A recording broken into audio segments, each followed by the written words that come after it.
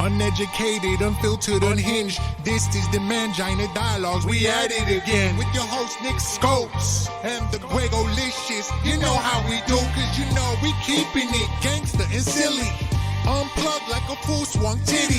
Bout get jitty, cause you know we down to the nitty and the gritty. And we make shit sound so damn pretty. Yeah, cause this unhinged comedy. And right now you're in the mix, so get ready, cause we bout to get it poppin'. And we ain't stopping. Uneducated, unfiltered, unhinged. This the Mangina Dialogues. We at it again. Yeah, we at it again. Uneducated, unfiltered, unhinged. This the Mangina Dialogues. We at it again. Yeah, we at it again. Hello and welcome to the Mangina Dialogues. I'm your host, Nick Scopes. And I'm the Gregolicious. And today, our guest is fellow Italian and very funny woman, Maija DiGiorgio. Did I get it right? Yes, you did. Yes, you did. All right, my last name's Scopeletti, so I get it. People fuck it up all the time. Oh, wow. Yeah, it's constant. How are you doing? Maija's the harder one of the two, Nick. The spelling Sure, that I have. yeah, for sure. But I'm doing well. How are you hanging in there in this crazy circumstance, virus crap? I think I'm doing okay. I mean, it's funny because I'm always home. If I'm not on the road doing comedy, I'm pretty much a hermit.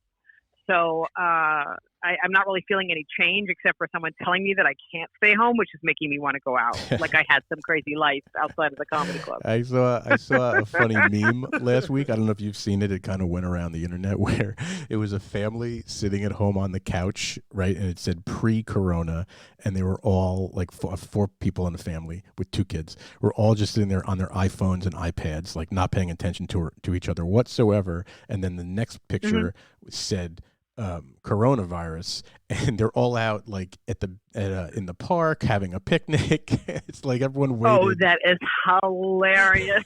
That is funny. That's so true. It is true. I mean, it's like I feel like you. It's like, well, you like staying in. I feel the exact same way. It's like now someone told me I can't go outside. Today is the day I'm going to go for a jog. And exactly. It's not happening. So how are you getting your comedy fix, staying in and not being able to go out on the road? I have like probably 8,000 hours of comedy footage that I've shot over the past 10 years, and now it's time to edit it. Finally, only took a pandemic, and now you're on it. Well, it's funny too when you shoot comedians. As soon as they're on film, they're not funny anymore. It's just really, it's kind of amazing. Like, if people were to say, oh my gosh, comedians are so fun, and then the more I keep going through stuff, and the more memories that come up of my comedy years, the more I'm like, this is terrible. And we are vicious to each other. This is a horrible way to live. Then we go on stage and we act like we're these lovable, turn on the lovable personality. It's like, what? You why? People suck. Yeah, why? Well, you did a documentary like 15 years ago or something, all about comedy, right? Yeah, it was the first digital documentary on stand-up comedy. It was actually preceded Seinfeld, and Seinfeld tried to shut it down, so I put it in the film. And then we got reviewed against Seinfeld, and we actually had stronger reviews, and we did amazing at festivals. So. Wow! So you were shooting it during while Seinfeld was on the air. I started. No, it was when Seinfeld started to make Comedians. Oh, Comedians in Cars, right? I started shooting about 6 months before him. Got it. And then they threw me out of the Comedy Cellar, and then my producer went down to try to negotiate, and then it ended up as a fight on the front page of the New York Post and Weekend Update. Really? So, needless to say, I'm banned from the Comedy Cellar. Oh no! Still. But you made the front page of the New York Post. Not many people can say that. Yes, right. What are you going to do? I wasn't even there for the fight, but when you're a woman with an Italian name, you instantly become mafia. Yeah, that's so true. And I try to leverage that as much as possible. Well, here's the other thing. If I was really, truly Sicilian causing a fight on purpose, I wouldn't do it in the middle of the comedy club. I would do it around the corner, maybe Minetta Lane attack. But it doesn't even make sense. The whole thing doesn't make sense. They're so not Italian. They don't understand. So that's wild. Seinfeld was making that comedian documentary and tried to shut you guys down. That's wild. I had no. You would think like a guy, pretty high up there in comedy, like wouldn't worry about that stuff. He would just do his own thing. It was, you would, it was exactly. You're like, I have my director of photography. His director of photography were the guys who did the American Express commercials, and mine was a carpenter that was putting fixing my friend's apartment that bought a camera. That's the competition. You're definitely Sicilian. You're like, I got a guy. I know a guy. I got a guy. I'm like a 19-year-old freaking comedian, and and now I'm a threat to Jerry Seinfeld and his crew, whatever. You're like, he's a union guy. He's a good guy. We like him. But I mean, you had everybody like at the time. I ran through like the comedians who were on your doc, and I mean, that was a who's who of the comedy world. It's unbelievable. I had to deal with the counter of Jerry Seinfeld shutting me down. So when we got death threats and had to leave New York, we ended up picking up, our only justice was like, if we can get some big names that can kind of back us up, then we had a shot at continuing the film. So we left New York and ran to the West Coast and just tried to get as many big comedians as we could. And it was interesting, because there are a couple kinds of comedians. There are the inside guys, and then there are the outside perimeter guys. They kind of made it just in spite of the way the business dictates how you're supposed to make it. Right. So one of our best supporters, once we finished the film, was George Carlin, and he did really everything to try to help us get the film out. So, yeah. That's an awesome alliance to make. Yeah, he was a sweet guy with just like, you have to stand up for yourself. You can't let people run you over. And, he's just was an amazing, amazing man. Just really, that was just such a blessing. Right. Sounds like it was the going against Jerry was like... And a lot to learn about comedy. I mean, I had stopped doing comedy because I had no choice. I was kind of banned from the clubs at that time. But what was so great was to be able to sit with like Phyllis Diller and George Carlin and, all the greatest comedians that really... Did you do all the interviews that were part of the doc? Yeah. And then they stayed in contact with me afterwards. Like George would let me go to invite me back to the MGM. We'd go see the shows. I mean, have the whole crew there. Then you'd hear him backstage bitching about what worked and what didn't work and what was frustrating. And it's just a really amazing way to learn, because he would say, he would do stuff where he put his jokes on a card, and he said he knew them. He didn't need them on the card. The card was for the audience, and he'd record it. So, he wasn't listening for the laughs. He listened to see if the words came out the way he intended for them to sound. Wow. So he would do that in a little section of the set at the MGM Grand. And then it was funny because I think it was one of the last specials he did, was at the time. And I come backstage and he's so pissed off. He's like, you can hear their assholes just tightening. They just wouldn't go with me. He goes, but it's the MGM Grand and I still got to do my job. And that made me really, stop having an attitude when the audience doesn't go with you and pushing them in a direction that they don't want to go. And I'm like, if Carlin was like, I still got to do my job and deliver the show they came for. And he had a new hour every year.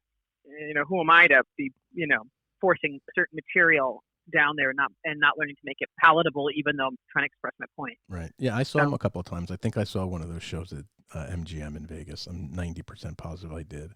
So what was it like, interviewing Richard Pryor? I mean, that had to be pretty soon or pretty close to his death. Yeah, it was about 6 years before then. He could talk slowly. The problem with MS is that your body shuts down, but your mind is still there. Right. So, it was hard to really, get a moment with him because we were there, but we did the interview with, Jennifer Lee Pryor she was actually just Jennifer Lee. She wasn't married to him at the time. who was his caregiver, she ended up doing the interview, and it was awkward. You know, their style of banter was well, at least her style of banter towards him was very uncomfortable to be in that room. But you know, when we finished the film, and that was Michael Moore and Richard Belzer. Belzer was actually the first producer on the film. Actually, my dad produced it, and then Belzer came in at the final cut. That's sweet. So Belzer was like, just put it in like Michael Moore would, the way you saw it. And so I did, and then she buried the movie. Ugh. And threatened everybody. That's why the film was buried. So because she didn't like what she did in the film. But Michael Moore sponsored us into Tribeca with the Creative Coalition. We got raves in Variety and the New York Times, and did festivals all over not only the country, but you know, in Scotland and London. And yeah. It was pretty progressive, you know. Yeah, no, that's awesome. I mean, plus, I mean, even though they did that, it still had to be pretty awesome to sit and talk and interview a genius of comedy, one of the absolute. Well, to be in that environment was just, you know, it's pretty phenomenal. Yeah. So, yeah. So I'm really cause for now, you know, some people are asking about the film. It's funny because there's so much content, and you know, even like Bill Burr's company is calling me and asking me, and Barry Katz has been calling as well. Like whenever they need footage, like you know, Barry, you banned me from the club because I was shooting. And now all these years later, like no one shot the Boston Comedy Club. Nobody shot, you know, people talking smack to Kevin Hart out front of the club, and you know the way, you know, Patrice O'Neill telling him he was never going to be nothing, but in a funny way, you know, him and Keith, the way they rag on people, right. and it's little Kevin out front of the Boston, you know, stuff like that. That I have so many hours of footage. It's a little mind boggling. Oh man! I avoided the mic and stuck with the camera, you know, kind of shunned off the mic, but now I'm back and I'm enjoying comedy again. Is it true? I remember Kevin Hart, I think, telling a story about Patrice throwing phone books at him while he was on stage. It was probably took place at the Boston Comedy Club. The only place only place we were allowed to be completely unruly. Mics were being thrown, chairs were being thrown. Really? I remember I remember there was Tony Woods was on stage, and for your audience who isn't aware of Tony Woods, if you watch the Mark Twain Prize, he was Chapelle's mentor. But Tony being on stage and actually saying, well, these women on this side of the room, this side of the stage, because the stages were right around the little platform where you're on stage, the chairs and tables. And, well, these guys don't seem to like you, and blah, blah, blah. What are you going to do about that? Next thing you know, chairs were flying over the stage, and Tony's still doing his act. He's still just like up there. You ever be in a room and a fight breaks out? I went to a wedding like that.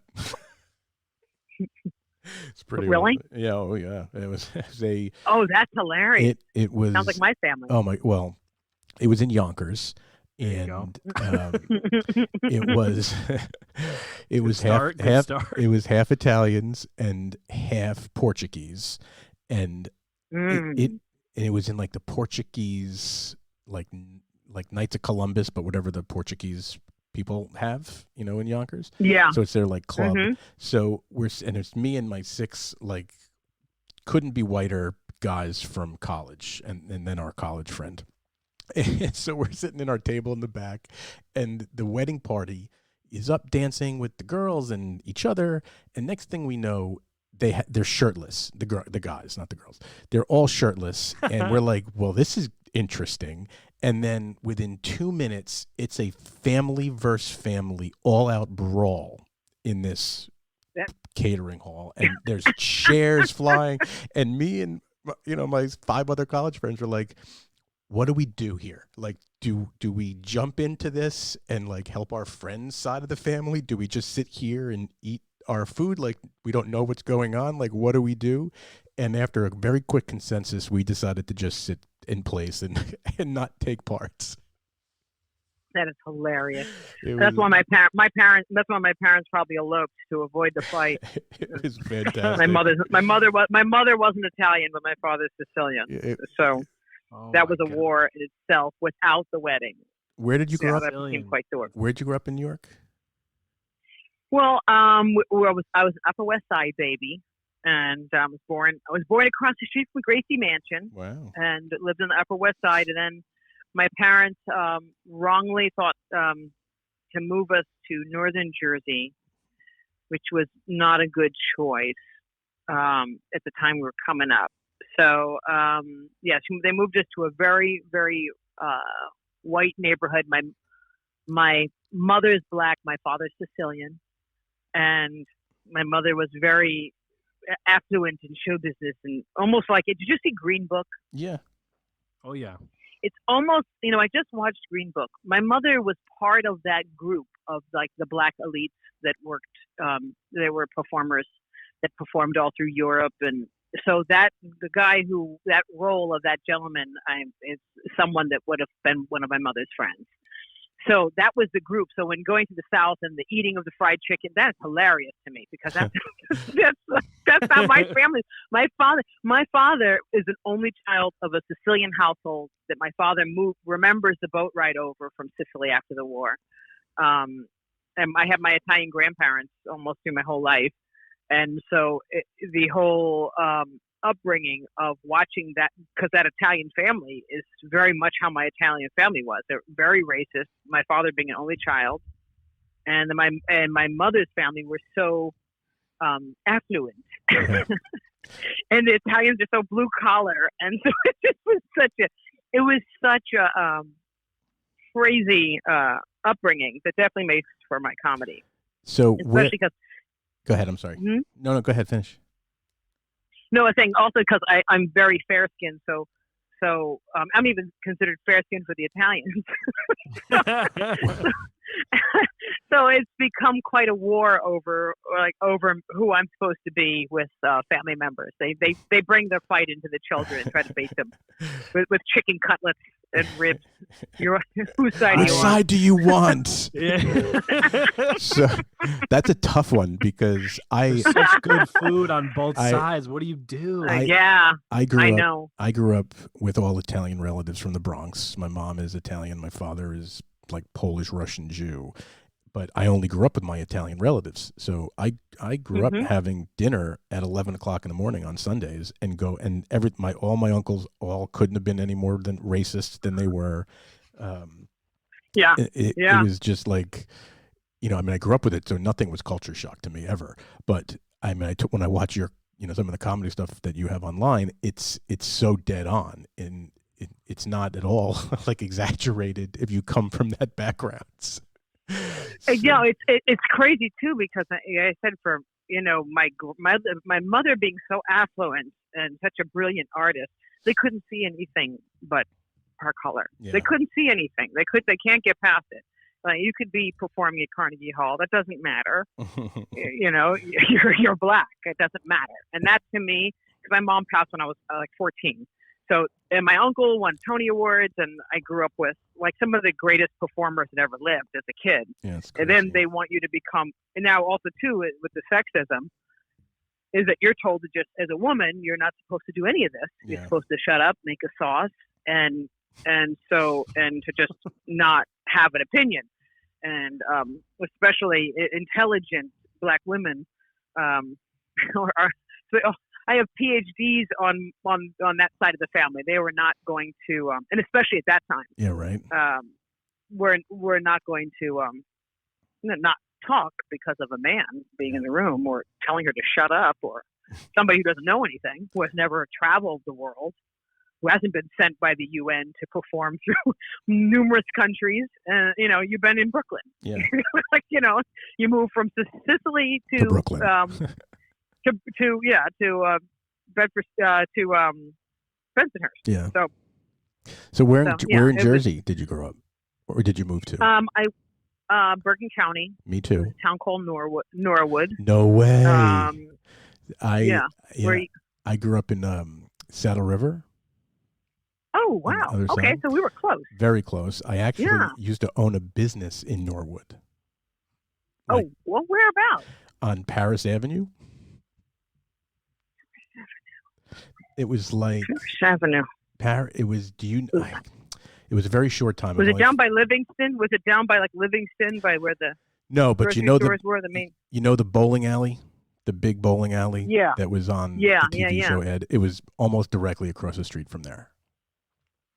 Oh, that's wild. Yeah. I know that's Norwood wild. very well, actually. Yeah, it was a bad choice to move to. My mother always felt it was a bad choice to get us off the Upper West Side because we were extremely not fitting in, and I was getting beat up constantly because I had crazy hair that couldn't be controlled. And my sister looked like she was from India, but she would just stay quiet and not talk because she was terrified. So, it just made for, in New York City, we were, excuse the sirens, but in New York City, we were, we were a bunch of us, we were the progressive first batch of mixed kids, Yeah, I think I got bar mitzvahed in Norwood also. Oh, that's funny. Is there a catering hall there? Funny. Like a catering hall called like Colonial Inn or something? Yeah, I got bar mitzvahed there. Yes, Colonial Inn. Yes. That is funny. I was bar mitzvahed there, 1983. I'm gonna edit that year out. Crazy! That's hilarious. But my mom actually had sent me also off to boarding school when I hit junior high school and high school. I ended up getting shipped off to boarding school in Greenwich, Connecticut, to get me out of it. Right. That's where to stop we're the fight. around there right now. We're a little bit north of Greenwich, actually. Yeah. Where are you at now? Fairfield, just like 15, 20 minutes north of Greenwich. Yeah, beautiful. Yeah, I kept. That's when the boys stopped beating the hell out of me. The white boys used to surround me and beat me up. So like the last fist fight, she was like, "Okay, time to go." And they shipped you to Greenwich. They couldn't have picked a whiter place to send you. Yeah, but those kids it was soft. it was they even whiter, but they were soft white kids. They were soft white kids. I know, but they were very soft. They're not going to do shit. They're not Jersey white kids. I think they invented Vineyard Vines in Greenwich.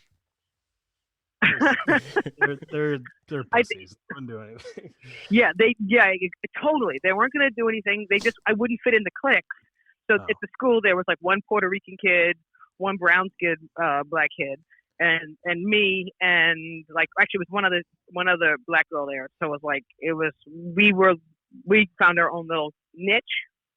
And one white boy that was into hip hop, so he rolled. So you got him. That was me. You got that guy.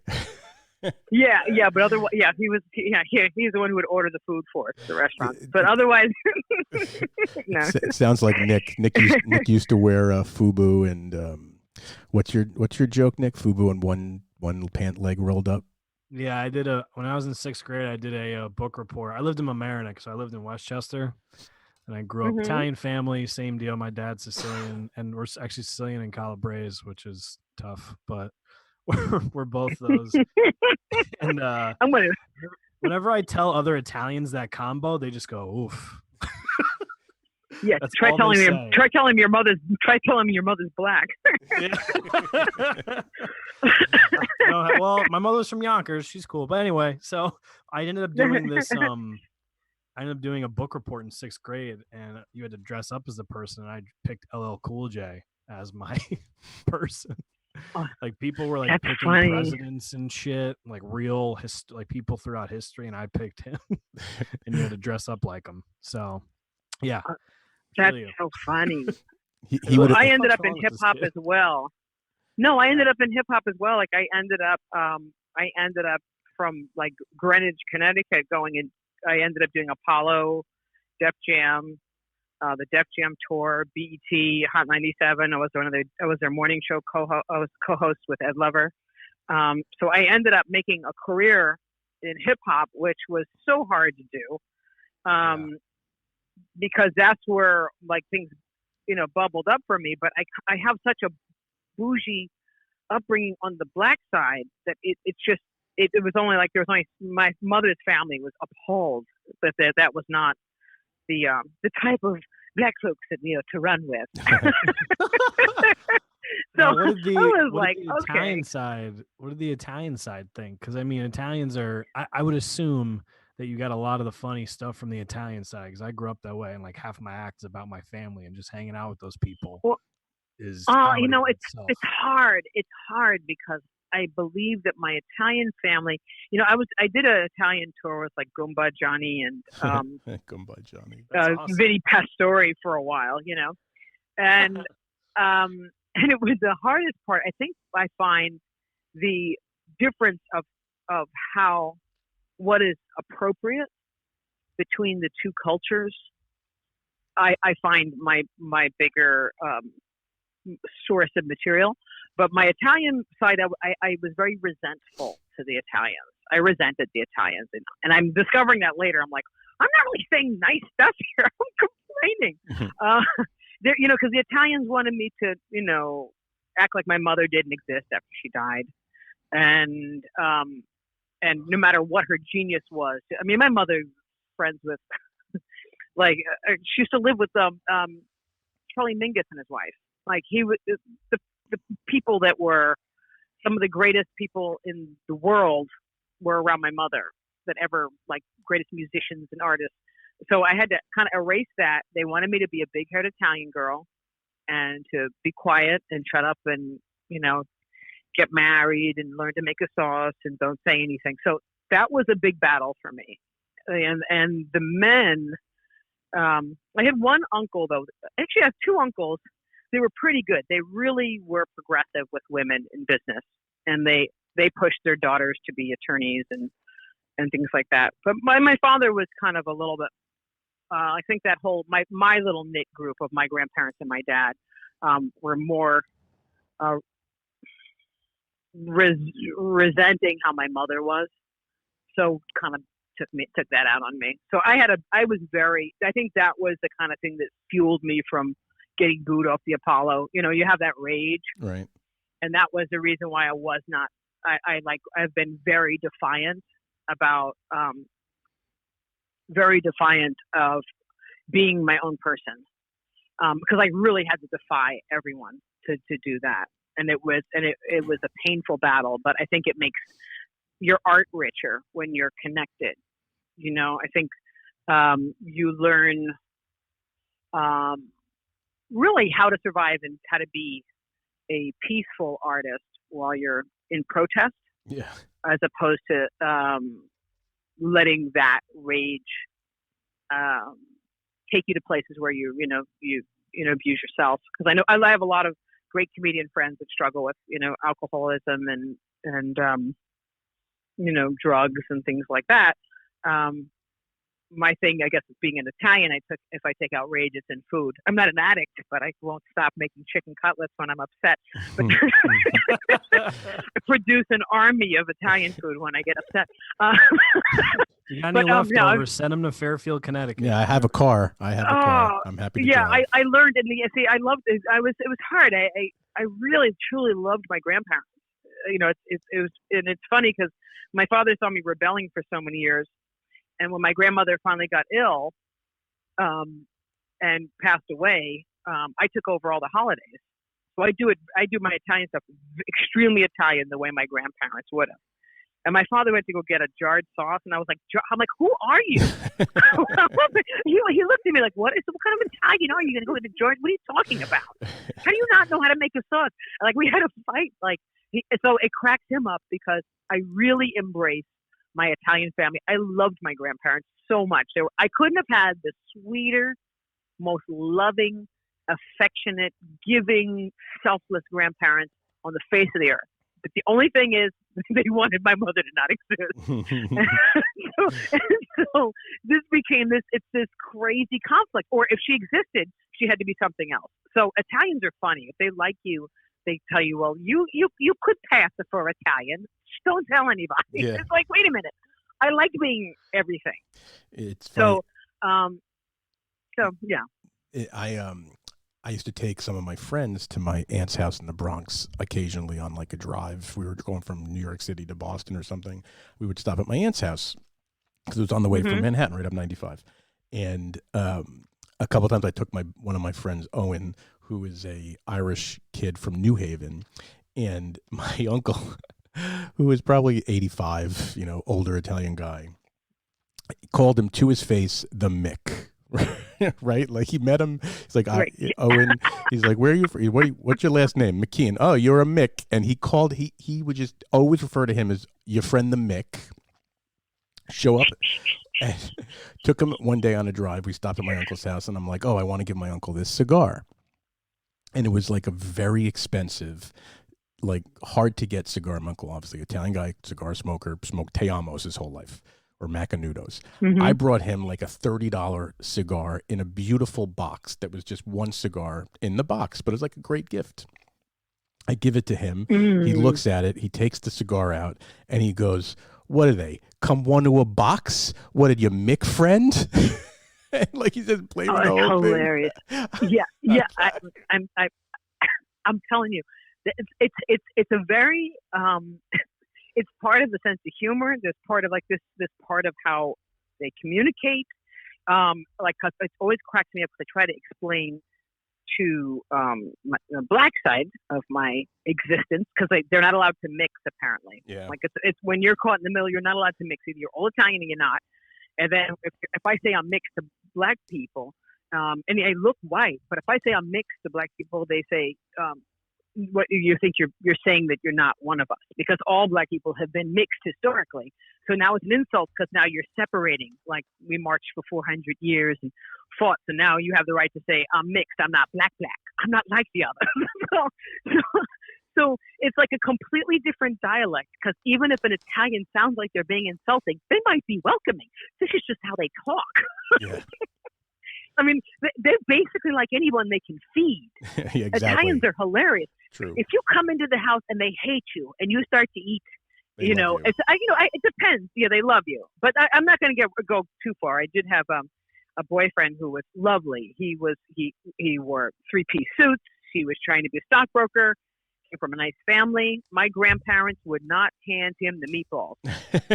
It was like a Harlem's Globetrotter thing. And that's when I really got a glimpse of what my mother went through at the table. It's like, can I get a meatball? And it's like being passed to just outright, you're not even there. That's how they respond, especially that generation responded. So, but actually, I was at the, doing an Italian show in Jersey. And I do a whole piece about my mother and performing all over the world and this thing. And it's great because it's a musical piece and everyone loves it. So this old Italian guy comes up to me and he goes, oh, your piece was lovely. And let me tell you something. Listen to the thing about your mother. He says, your mother was never a digger. And I was like, oh, thank you, sir. I'm like, what do I say to that? What do you say when somebody goes, I literally just finished the show. And the Italians come over to tell me, like, it's okay. So I've been living in California as a filmmaker, trying to do film production. Came back to comedy, and now I'm back on the East Coast working comedy, which is crucial. But I realized I came face to face with all the problems of growing up. Like I would go on stage at the Borgata and you see all the Italian men shift because they won't look me in the face because I'm a female comedian. Oh, wow. Like they literally physically shift and go, now she's cooking, so that's for my wife. And they literally physically shut their brain off, don't hear a word I say, and then physically shift. So I started to get to a point where if I can call them on it, I can keep them in it. Yeah. But I have to bring them in places where they would rather tell me that I'm delusional and mentally ill, that I'm making up that I'm black because my mother is black. And that is really creates a passion for me comedically to explain I'm as much one of them as I am one of my mother's children and my mom's people. Yeah, for so sure. and so it really creates and also too in Black America, even everyone's saying Bill Cosby wasn't black enough, or this one wasn't black enough, or that's part of it, and that's part of hip hop too. Hip hop comedy, you're still measured on complexionism and classism and all these other things that come into play.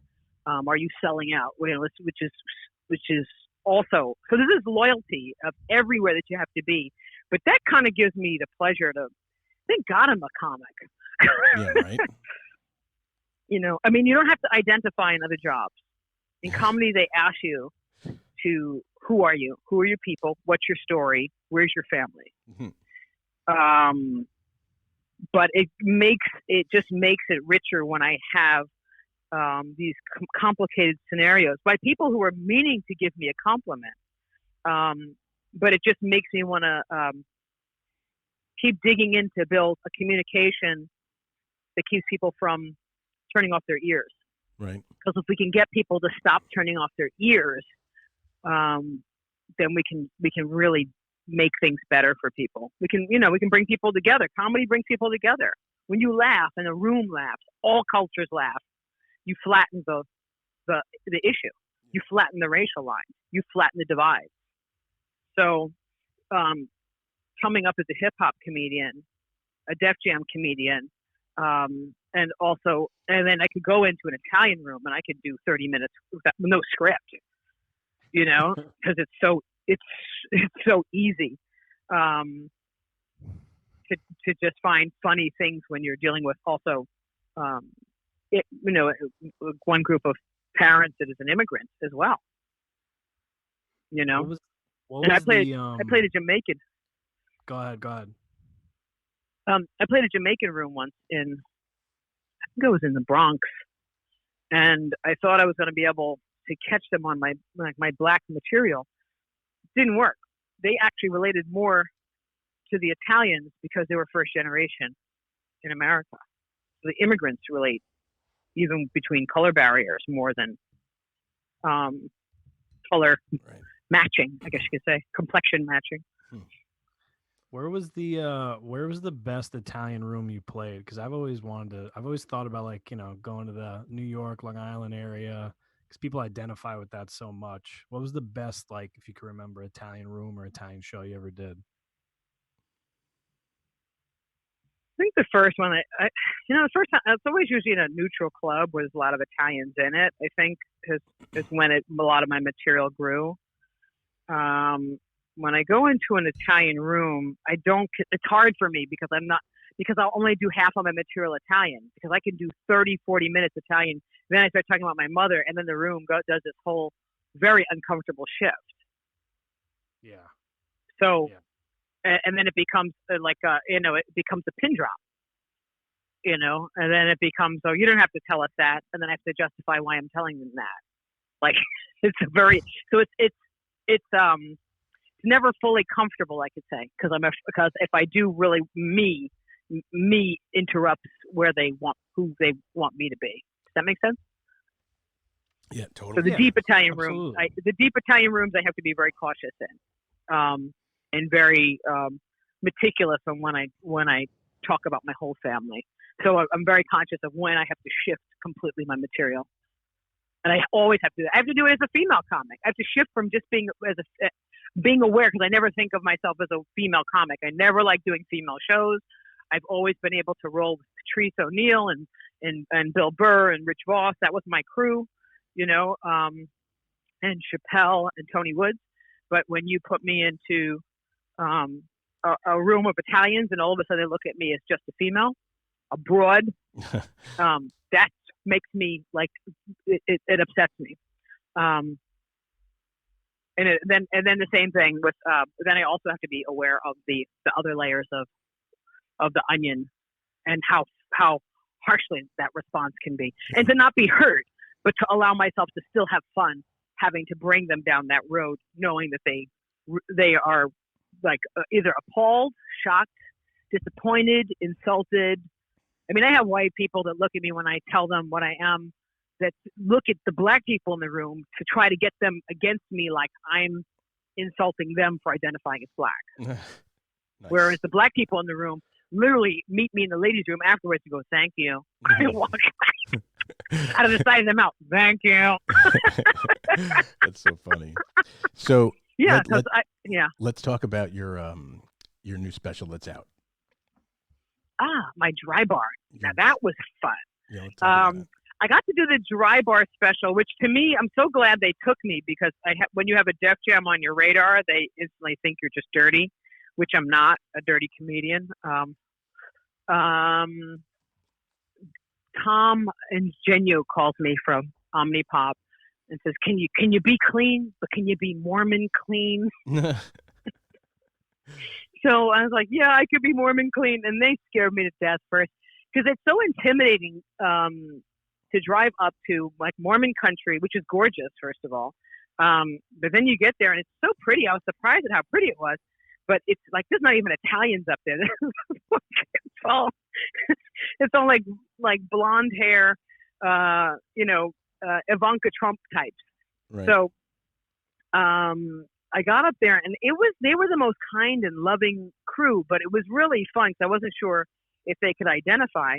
And I remember doing a piece where I said to them, I was talking about how the Italians all like to live together. I'm like, they've never been to an Italian neighborhood. I'm like, the Italians have come to America and they all have to live together in a neighborhood. I was like, wait, like you guys. So they related on all levels. It was probably one of the most loving experiences because I think maybe it's a Mormon show. It's not like a Hollywood show. Right. Everyone really was there. They were loving. They were helpful. And it makes for a really comfortable environment when you don't have hostilities and people are really there because they just for joy. It shifts the dynamic of what you're doing. Yeah. And so that to me was like a really eye-opening experience. And I was able to, I did a lot of room work and they kept it. And like I said, they finally put it out right as the pandemic hit. So I'm excited about it. It's called Maija Pinion. Yeah, spelled with your first name. Yes, Maija and Pinion. Yeah. So the last thing we'll end on, and this was so much fun. Really appreciate all the time and the stories. It's fantastic. We can go on for hours. Sure. One of your bits that just I cracked up at more so. It's very funny, but just to me, I had a similar experience. You do this bit about you can't throw away a Jesus. Oh yeah, right. Yeah, and yeah. Obviously, I relate to that. But I got like kind of into religion, like I don't know, 10 years ago as a phase. So I'm like, I want to go out and learn all about these other religions. So I went out and I bought a Quran, right? Because in the height of all the crazy shit going on, I'm like, I want to read about this. I want to just educate myself on what all these people are talking about. So I started reading it, and it's like a 1,000-page book, and I'm like, holy shit, in my lifetime I haven't read a book or any books that have equaled 1,000 pages. So I started reading it, got bored, put the book away. And then I'm like, what am I going to do with this Quran? What do I do with it? Hilarious. So I'm like, I went to get rid of it, and someone's like, you can't throw away a Quran. That's like sacrilegious. It's bad luck. You'll be doomed forever. And I'm like, oh shit! What? I bought this book for $8. Now I own it. What am I going to do with it? So I went to my next door neighbor while they were gone, and I stuck it in his garage, like up on a beam, and just hid it. Right. And I'm like, all right, well, I'm not really throwing it away. I'm putting it somewhere for like safekeeping. They're never going to find it. Like it's way up in this beam in the back of their garage. It'll be there for 50 years probably. And I'm just passing this on to the next person or the 8th person that buys their house and finds the Quran somehow. And I'm going to put the hex on them. So I thought that was hysterical. And that's a whole story. I thought you were going to continue because it could be they found the Quran and they thought like somebody was breaking in, and then they thought it was a sign from somebody. Something, that could go on. That's like a starting of a TV series. I know, it really is. It's like the next Stranger Things. I one of these days I might go over there and like sneak in and just see if it's still there to be like, all right, it's still here. I'm going to now have to go in 5 more years. Well, that is really a great story. That's something. I'm serious. You could write. That's the beginning of a script. It might a guy hides the Quran. Next thing you know, somebody thinks that it's crazy. It will start Homeland they thought their 2. husband was a spy. Right? Like Homeland. Or the American. Like it turns out this guy is working for the. It's the Americans. Yeah. Anyway, That's a great story. Thank you. This was a lot of fun. We could definitely do this again. So we'll make sure we talk. I appreciate it. Oh, thank you. You're so friggin' funny. And thanks for the time. Thank you. Well, I look forward to hopefully getting to meet you guys. Yeah, for sure. Definitely. We do a lot. I hope you weren't Italian. I hope you weren't expecting a simple Italian story from this comedian. It's so damn complex. No, I read so much. I'm like, this is going to be amazing. But really, thank you very much. Well, we do a bunch of shows out here. We actually run a comedy club, which hopefully we'll get back out to doing shows in again sometime soon. Fantastic. So we'll definitely talk about that. But we'll, love to talk more, and we'll certainly try to figure out a time to meet at some point. But thank you very much for your time. Well, thank you. Thank you. Awesome. And be safe, guys. Yeah, you too. Stay healthy. Okay. Bye. Okay. Bye-bye.